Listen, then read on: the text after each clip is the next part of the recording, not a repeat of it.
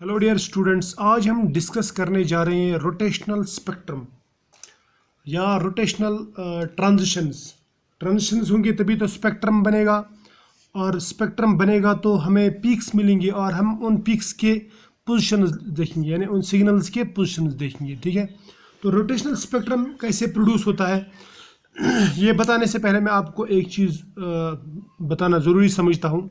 एक तो ये कि मैंने आपको बताया था कि अगर ट्रांजिशन होता है, रोटेशनल ट्रांजिशन, सपोज ये जे इनिशियल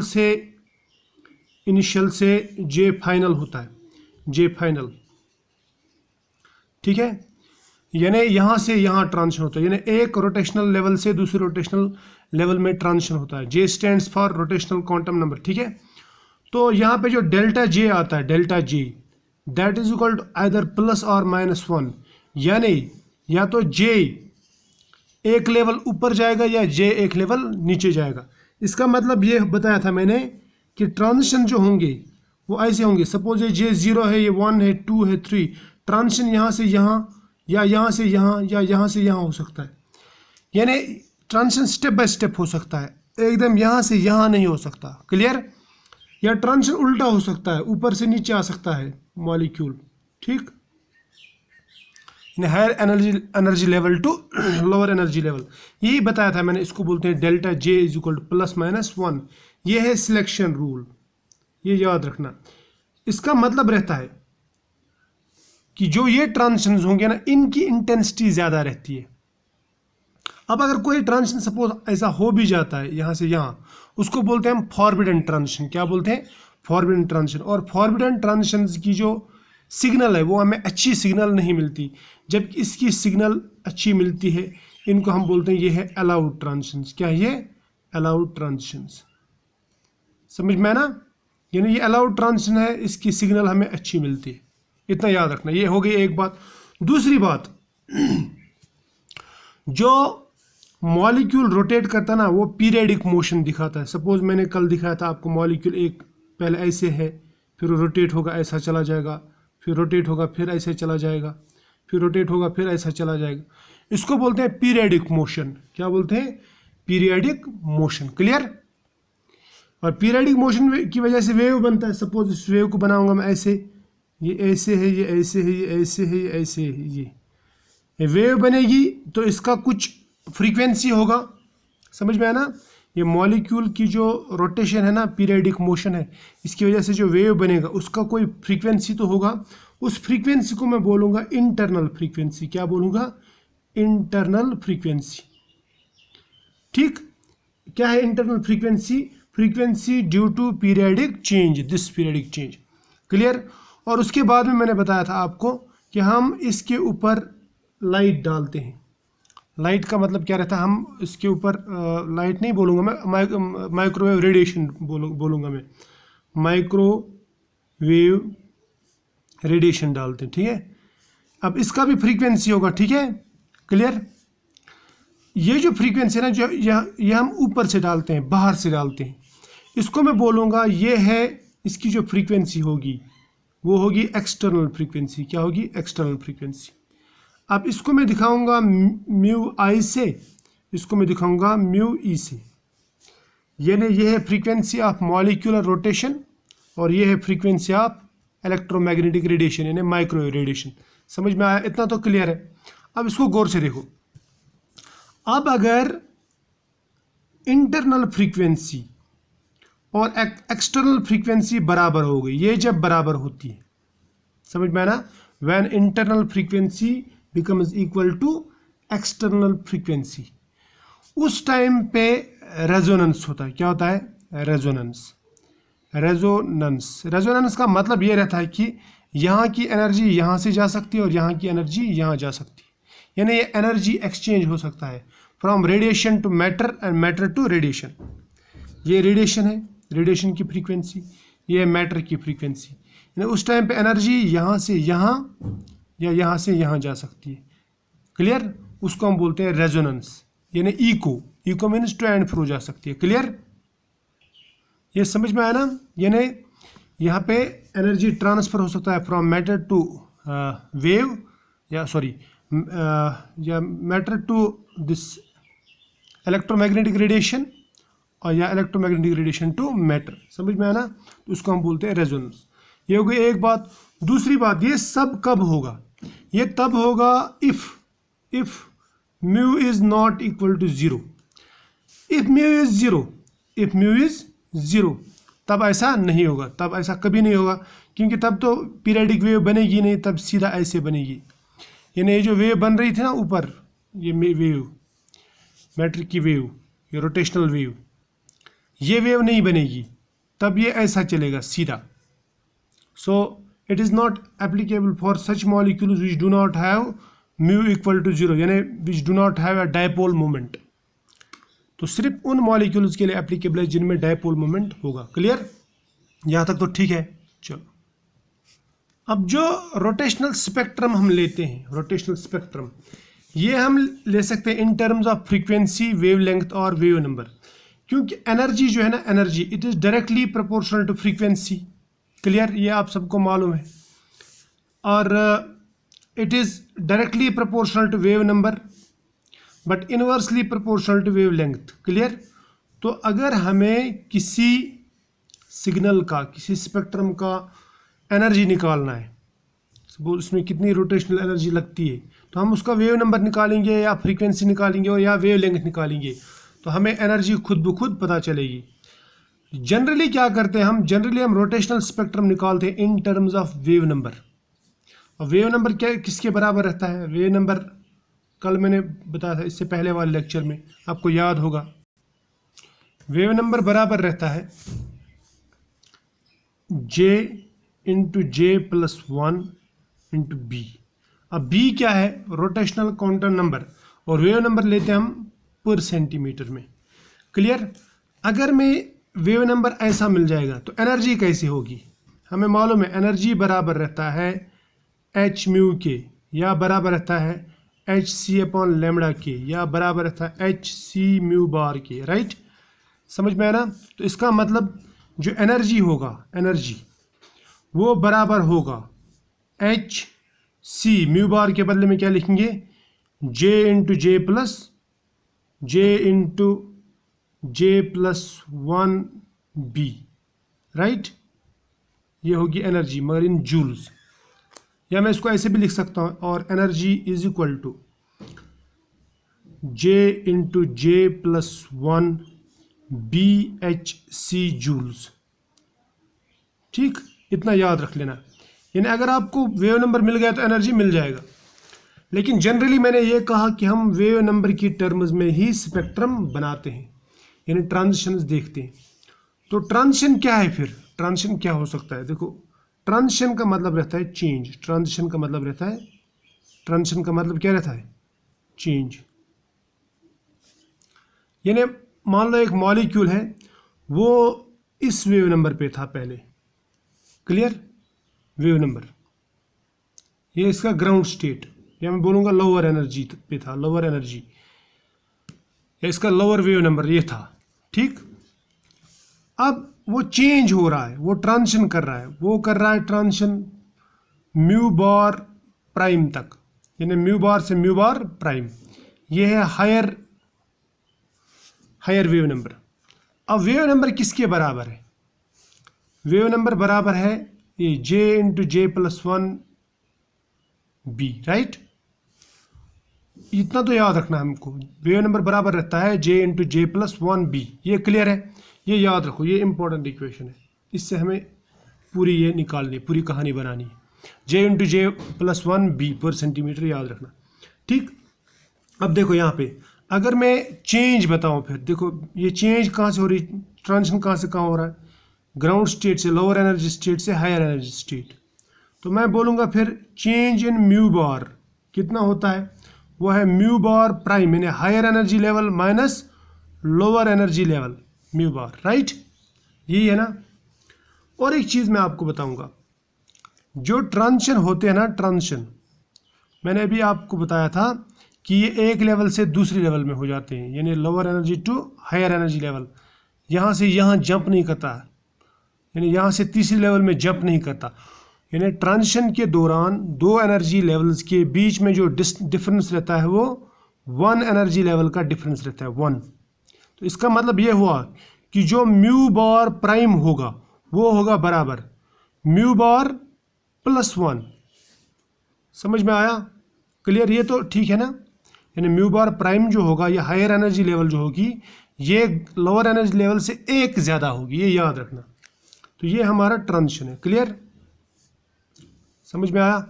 तो मैं फिर ऐसा बोलूँगा इसको, म्यू बार किसके बराबर रखा था हमने? म्यू बार रखा था हमने बराबर जे इंटू जे प्लस 1 बी। इतना क्लियर है ना? ठीक।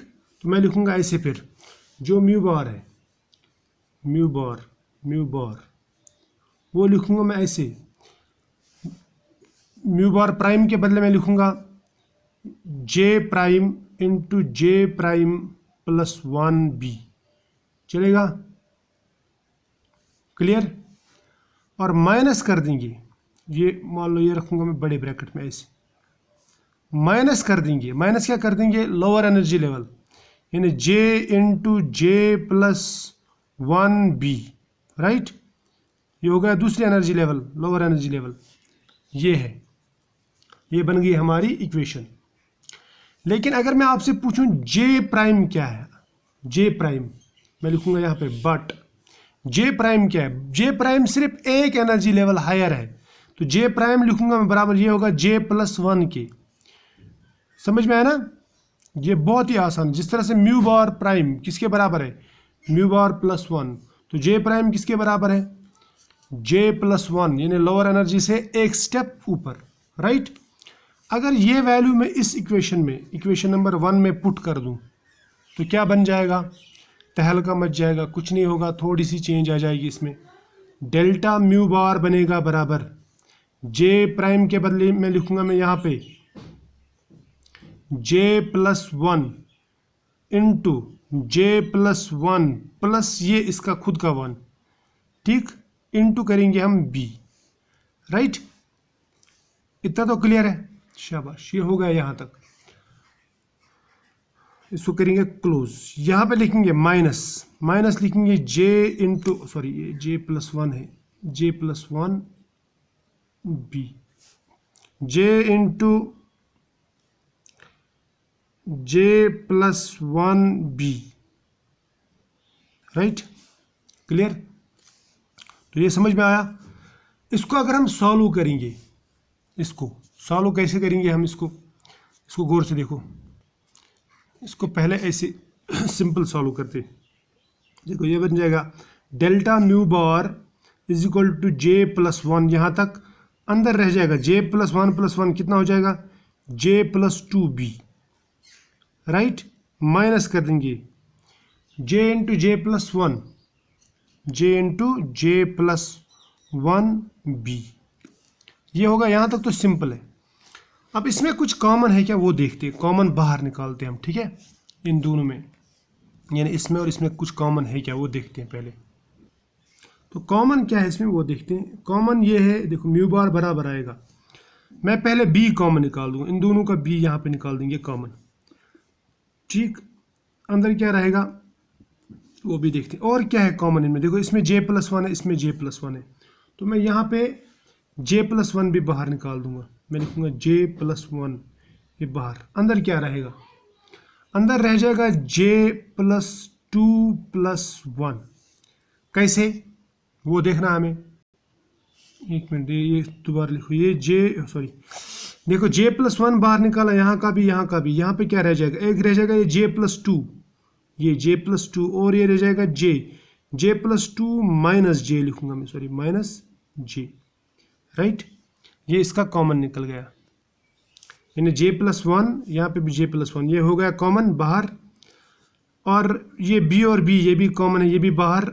अंदर क्या रहेगा? जे प्लस 2 माइनस जे, जे प्लस 2 माइनस जे। तो ये हमारी बन गई equation number suppose 2, equation number 2, right. Equation number 2 को मैं दोबारा लिखूंगा यहाँ पे। इक्वेशन नंबर 2 क्या थी? हमें मिल गया था म्यू बार बराबर आएगा जे प्लस 1, ये कॉमन था, और अंदर क्या रहा था, अंदर रहा था J+2 माइनस J, ठीक, और इंटू रहा था B। ये पर सेंटीमीटर पूरा आएगा क्योंकि वेव नंबर देख रहे हैं हम, ठीक है। चलो ये हम नहीं लिखेंगे अभी, ये क्लियर है। एक मिनट इसको क्लियर करता हूँ मैं। हाँ ये थोड़ा सा क्लियर आ जाएगा अभी क्लियर। तो ये आ गया म्यू बार किसके बराबर आया, म्यू बार आया बराबर, यानी ये डेल्टा म्यू बार J+1 into J+1 minus 2 into B, right. यहाँ तक तो क्लियर हो गया। अब देखो इसको अब सॉल्व करते हैं। सॉल्व कैसे करेंगे हम, देखो J पॉजिटिव और J नेगेटिव कट, अंदर क्या रहा, अंदर रहा सिर्फ 2, ठीक, समझ में आया ना। तो इसको सबको मल्टीपल करेंगे, ये बन जाएगा ऐसे 2J, 2 इंटू J+1, राइट, ये J+1 इंटू B, ये हो गया पर सेंटीमीटर, ठीक। यहाँ पे पर सेंटीमीटर लिख सकते हैं, ठीक है, आसाइश के लिए नहीं लिख रहा हूँ मैं, क्लियर। तो ये हमारा वेव नंबर आ गया, ठीक है। लेकिन चेंज इन वेव नंबर ये था इस इनकी टर्म्स में। देखो ये इससे हम इजीली निकाल सकते हैं कि ट्रांजिशन के दौरान वेव नंबर का डिफरेंस कितना आ जाएगा। अगर हमें यही एनर्जी डिफरेंस निकालना हो तो वेव नंबर को HC से मल्टीपल कर दो तो एनर्जी के बराबर हो जाएगा। तो वो बराबर होगा 2 into J+1 B into HC, ठीक है, वो जूल्स में आएगा, राइट। ये बहुत ही आसान है। वेव नंबर को HC मल्टीपल कर दो, जैसे इससे पहले भी हमने देखा, तो एनर्जी के बराबर आ जाएगा। लेकिन हमें वेव नंबर की टर्म्स में स्पेक्ट्रम देखना है। ये स्पेक्ट्रम हम देखेंगे कैसा आएगा, ठीक है। देखो अब वेव नंबर डिफरेंस जो है वो बराबर था 2J+1 B, क्लियर। तो ये ट्रांजिशन हम देखेंगे, यानी 0 से 1 का ट्रांजिशन, फिर 1 से 2 का ट्रांजिशन, 2 से 3 का ट्रांजिशन, ये मैं आपको दिखाऊंगा। ये ट्रांजिशन मान लो ये ट्रांजिशन ऐसे हो रहे हैं, हम यहाँ पे बनाएंगे, यहाँ पे जगह है, ठीक है, यहाँ पे काफ़ी जगह है और हमें साफ दिखेगा भी, यहाँ से क्लियर नज़र आएगा।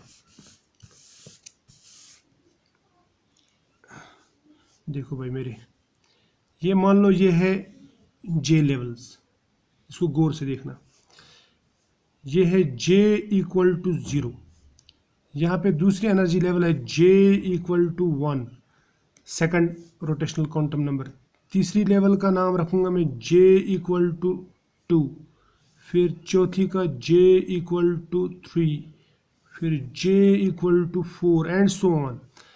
इतने काफ़ी हैं, मतलब समझने के लिए इतना ठीक है। चलो 5वां भी लिखता हूँ आपके लिए, J=5। अब इसको ये वैल्यू दे दो, J=0, तो ये बन जाएगा 0, 0+1 किसके बराबर आएगा, 1 के बराबर, 1 इंटू 2 यानी 2B के बराबर आएगा, है ना। तो यहाँ पे लिखूंगा मैं डेल्टा म्यू बार, ये बराबर आएगा 2B के बराबर पर सेंटीमीटर, ठीक। पर सेंटीमीटर में नहीं लिखूंगा आगे, ये आप खुद समझ लेना ये क्या कर रहा हूँ मैं। अब दूसरा मैंने लिखा है यहाँ पे, देखो ये 0 एनर्जी लेवल। अब अगर J 1 के बराबर होगा, इस इक्वेशन की बात कर रहा हूँ, J को दे दो 1, 1+1 कितना होता है 2, 2 इंटू 2 कितना होता है 4, मैं लिखूंगा 4B पर सेंटीमीटर, ठीक। फिर इसको देंगे वैल्यू 2, ये देखो J=2, तो ये बन जाएगा 2+1 कितना होता है 3, 3 इंटू 2 होता है 6B, राइट। तो इसके बाद में अगर आप इसको देंगे 3+1 कितना होता है 4, 4 इंटू 2 होता है 8B। इसका आप खुद गेस करेंगे, ये आएगा फिर 10B, ठीक है ना। देखो 2, 4, 6, 8, 10, 12, अब तो कैलकुलेट करने की ज़रूरत भी नहीं, ठीक। अब एक ट्रांजिशन होगा यहाँ से यहाँ, ठीक। दूसरा ट्रांजिशन होगा यहाँ से यहाँ, तीसरा ट्रांजिशन हो सकता है यहाँ से यहाँ। अगर यहाँ से यहाँ ट्रांजिशन हो गया, यानी 2B से 4B ट्रांजिशन हो गया, तो चेंज कितना आया यहाँ पे, चेंज आया 4 - 2 हो गया 2B का डिफरेंस। अगर ट्रांजिशन 4B से 6B में हो गया तो चेंज कितना है 6 - 4 कितना 2B। समझ में आना, ये कांस्टेंट रहेगा, यहाँ पे भी आएगा 2B, यहाँ पे अगर ट्रांजिशन हो गया तो 2B, यहाँ पे अगर ट्रांजिशन हो गया तो 2B। समझ में आना, ये इनमें जो डिफरेंस रहता है ना, जो पीक्स में डिफरेंस, देखो एक सिग्नल यहाँ पे मिलेगी, दूसरी सिग्नल यहाँ पे मिलेगी, तीसरी सिग्नल यहाँ पे मिलेगी, चौथी मिलेगी यहाँ पे, पांचवी मिलेगी यहाँ पे, लेकिन इन सिग्नल्स के दरमियान जो डिस्टेंस रहेगा, डिफरेंस रहेगा, वो 2B का डिफरेंस रहेगा। मैं बताऊंगा कैसे। देखो एक पीक बन गई तब जब ट्रांजिशन हो गया from J0 to J1। Clear, ये पहला ट्रांजिशन, ठीक है, यानी J0 से J1 में ट्रांजिशन हो गया, तो पहली पीक मिलेगी, राइट। उसके बाद में थोड़ा गैप आएगा, उसके बाद में दूसरा पीक कब मिलेगा, जब ट्रांजिशन होगा J1 से J2। देखो ये ट्रांजिशन, ये पीक मिलेगी, फिर ये पीक मिलेगी, फिर और एक पीक मिलेगी, फिर और एक पीक मिलेगी, फिर और एक पीक मिलेगी। अब मैं ये पीक्स बताता हूँ। ये देखो ये पीक कब मिली, ये 0 से 1, ये J है, J बता रहा हूँ मैं, J0 से 1, तो ये पीक मिलेगी। क्लियर, मिल गई पहली पीक। फिर यहाँ पे J1 से, ये याद रखना, 1 से 2 के दरमियान ये पीक मिलेगी। फिर 2 से 3 के दरमियान जो ट्रांजिशन हुआ, ये पीक मिलेगी, है ना। देखो 2 से 3 जो ट्रांजिशन हुआ, ठीक। फिर 3 से 4 जब ट्रांजिशन हुआ तो और एक पीक मिली, 4 से 5 जब ट्रांजिशन हुआ तो और एक पीक मिलेगी।